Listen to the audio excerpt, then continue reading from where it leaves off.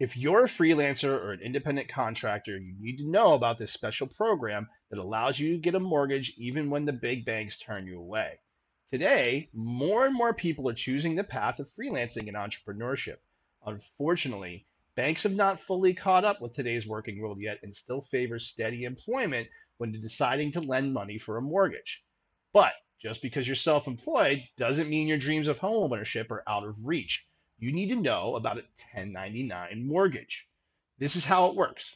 A self employment loan is a non qualifying mortgage, meaning that you don't need to submit tax returns or the typical documentation to get approved like you would if you were getting a conventional loan. All you usually need to provide is your annual earnings from the last 2 years via your 1099 forms and bank statements.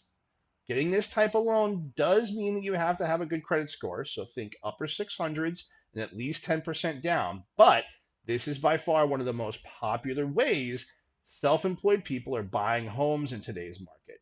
If you're worried about getting rejected by a big retail bank just because you're an entrepreneur, find a broker like us that offers mortgages tailored to self employed borrowers.